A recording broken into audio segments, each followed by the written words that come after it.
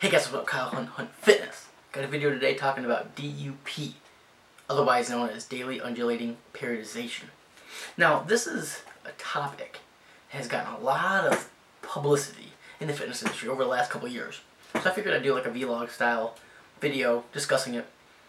It's been a while since I've done this style of video vlogs. Let me know if this is what you guys like, because shit, these are pretty easy for me to do, just to pick a topic and discuss it. So if you guys like this, let me know in the comments. Put down some topics, just throw whatever you guys want to know about, and I'll start making some videos about it. Now, I think one of the reasons why I wanted to do this is because I've gotten a lot of questions, specifically over the last couple weeks, about DUP. I think it has to do with me talking about how Ashlyn's been training, and I have her on a DUP style program right now. So that, you guys kind of sparked your interest in it. And I started getting some questions about what is DUP, and some people were wondering if maybe it'd be a good option for them. Now, first, I want to get this out of the way. DUP is just a system of training. It's just a style of training. It's kind of like flexible dieting or if it fits your macros. Now, sometimes, with DUP, people are like, oh, what's this DUP program? Or what's this flexible diet? And that's the wrong way to look at it. Just as a flexible diet is just a system of, counting macros. It's not like a meal plan or something. It's just a system. DUP is the same thing. It's just a system. It's just an idea, just a concept. It's not a specific program. It's not very pigeonholed. It's not like if you're on a DUP program, it's the only way to do it. It's pretty variable. You can set it up a bunch of different ways. So now we got that out of the way, let's just dig into it a little bit. Now, daily undulating periodization is a form of periodization. So I think we need to cover just a quick overview of periodization before we can really understand what DUP is. Now, before I even get started, I just want to say periodization it's a pretty complex topic. It doesn't have to be, but like anything, there's a lot of intricacies involved, and you can dig as deep as you want to in the subject. There's books on it. A couple books. One just more like a textbook style is just Periodization by Bompa. This is a good book. It's a good reference book. Like I said, it's more like a textbook. Pretty much covers everything you need to know about periodization. I recommend it. I can put a link for this book, for both of these books that I'm about to mention, in the description box. Another one, I think if you're going to pick one, this would probably be the one I'd recommend, just Practical Programming for Strength Training. It's Mark Rippetoe.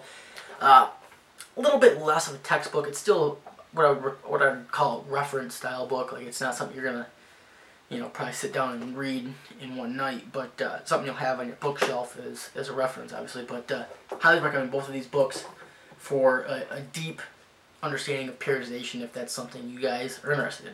But really, periodization is just how you organize your training. That's a very simple definition, but that's really what it is. And taking it a step further, it's just organizing the specific stressors you want to place on your body at different times. So that's basically a very general but basic understanding, but just kind of get the juices flowing a little bit, kind of understand what we're talking about. Now, with periodization, you're going to have three main cycles, so to speak. And these are just, as I said, periodization is how you organize the stressors at specific times. These cycles are the times. So you have a microcycle. So micro, think small. For our purposes, it's just like a training week, or it could be a training day, as we're talking about daily undulating periodization. But with most styles of programming, it's just it's like a week or a couple days. Then you have a mesocycle, which is in the middle of the three cycles, and that's just talking about a group of microcycles. So a group of training weeks. Could be a month, could be 2 weeks, 3 weeks, 4 weeks, whatever. There's a lot of variabilities here, but think in the middle. And then macro cycle, think long term, think training program, think an athlete's off-season program. Think powerlifters 3 months or 4 months, getting ready for a powerlifting meet. Think just think training program overall. What's the overall goal that you're trying to achieve? Think months, not necessarily weeks, months. So micro, like about a week. Meso, a couple weeks. Macro, long-term training program over a course of a couple months. Now, like there's three cycles, there's three main forms of periodization. Again, we can get very complex on this topic, but just for our purposes, just so we can understand something here, three main forms. One is linear. That's the basic form. That's what most general beginner 5x5 programs are. It's pretty much the basic form of progressive overload. Now, if you haven't heard the story of Milo and the calf, that's pretty much linear periodization. And of course, since I mentioned that, I gotta tell the story, and I'll probably butcher it, but there's probably a couple different forms too. But basically, you have this guy Milo. I don't even know the time period that this was supposedly taking place, but you have this guy Milo. I think he was a pretty built dude, pretty jacked, strong guy. And there's this little baby calf. He has to carry it up this hill. I think for water. I don't know why the water would be up on a hill. It doesn't really make sense because water runs down. But regardless, he has to carry this calf up the hill, and every day he carries it up the hill for water or food, whatever it is. And obviously, you see where we're going with this.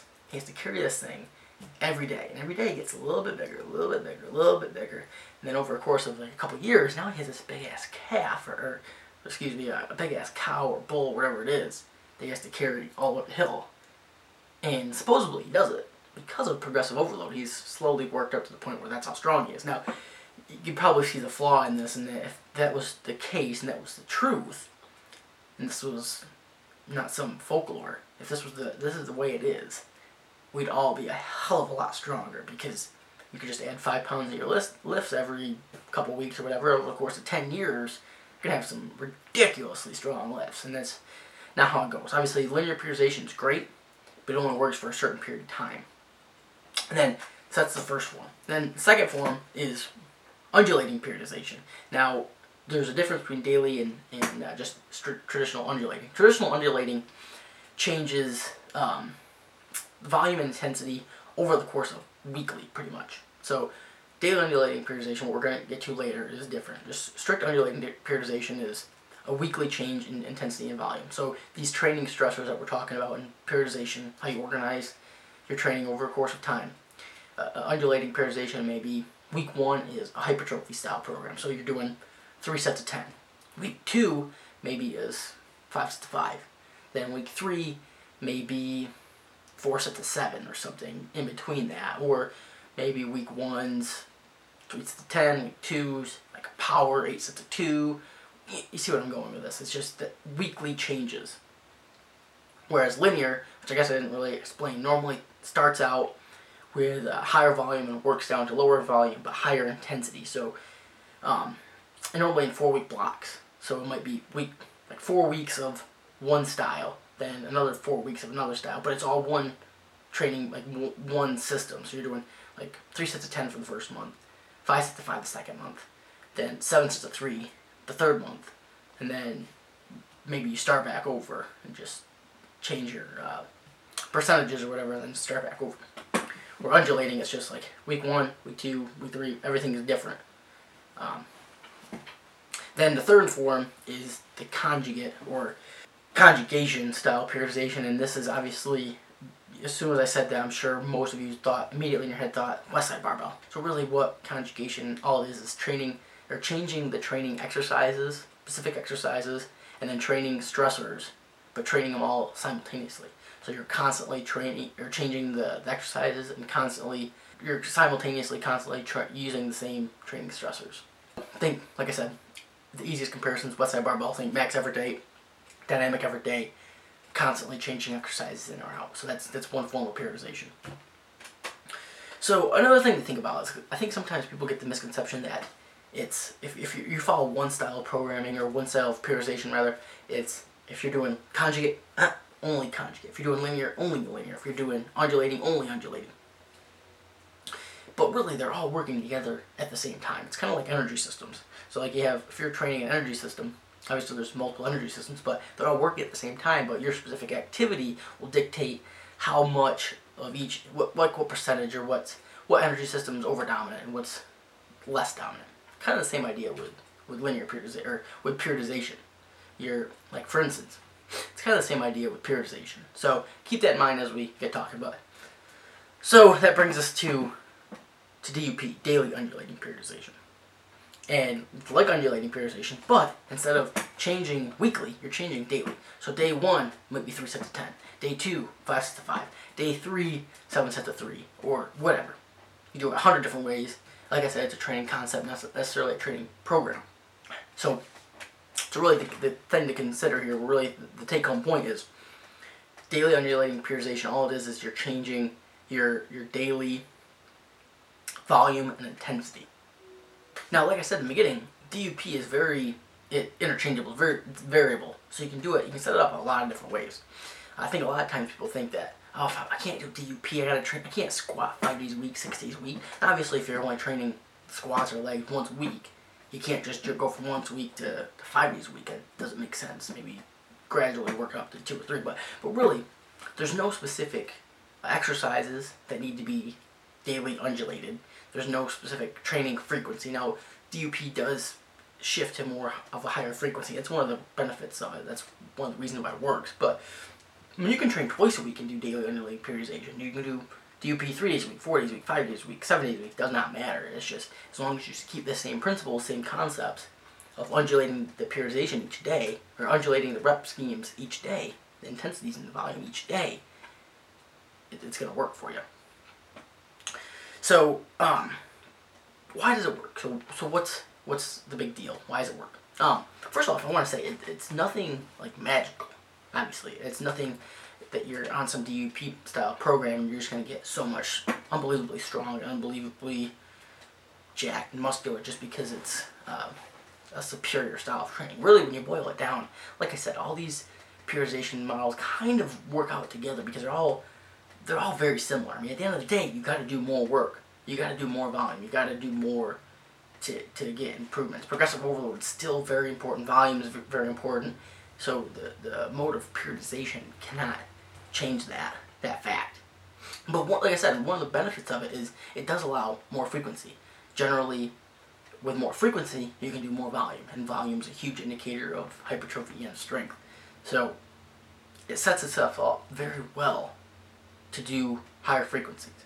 I mean, I've been doing it. I do it, and another thing is you don't have to do necessarily full body lifts. Like Ashlyn's program right now is she trains bench, squat, and deadlift 4 times a week. That's just how her program is, but it's what she specifically needs. Because there's a huge neural adaptation to higher frequency you're getting. Because training is a practice. It's a skill. Squatting is a skill. Benching is a skill. The more you practice it, the better you get at it, and the better adaptations you get to it. So sometimes people think that the only way to get better, get stronger, is just to brutally annihilate the muscle.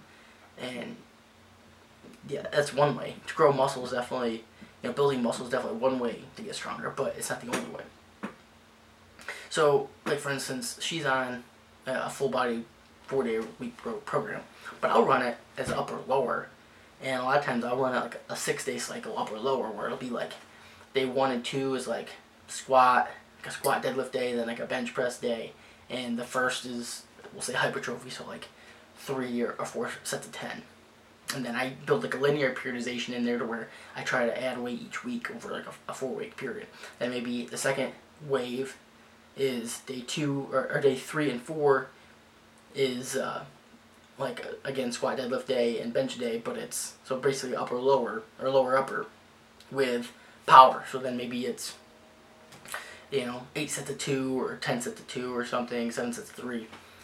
And then the last wave, or last like undulation, would be days 5 and 6, again upper or lower upper, and it might be a max effort, might be just work up to heavy single, then do a couple back off sets of 2 or something, or maybe it's just a heavy 7 sets of 3, heavy 5 sets of 5, or something like that. And I style a lot of my programs like that, and that's kind of how I've been training. I have a lot of clients who train like that, similar, and it's a great way to kind of build in strength and build in hypertrophy at the same time. Now, you can set it up however you want. Now, if you wanted to solely focus on strength, you could set up all your rep ranges and all the intensities and set up just for maximal strength. So it might be like the first wave would be 7 sets of 3, second wave maybe a power day, and then the third wave would be a max effort day. But you can also do it for hypertrophy, or set maybe the first wave or first undulation is like hypertrophy endurance, maybe 3 sets of 20. Then the second wave is more of a heavier hypertrophy range, like 3 sets of 10. And then maybe you throw in 1 strength day, so it's like 2 hypertrophy style days to 1 strength day, that ratio, like 2 to 1 or something. Or you could do 2 strength days, 1 hypertrophy day. That's kind of what I like to do. Like 2/3 of my focus is strength and the other third hypertrophy. But like I said, you can do it a number of different ways. I know this video is getting really long, but hopefully this sheds some light. I do want to write an article on this because sometimes I get talking and sometimes I don't even know if maybe I'm just fucking confusing you guys, so I don't know. But anyway, that's it. That's the video. I'm sure you guys have some more questions, so feel free to leave them. And like I said, if you guys like this style, this vlog style, just leave me some comments of maybe some other topics that you want me to go over, or if you hate this style, but fuck this, just don't do it. Then we'll go from there. Alright guys, until next time, peace.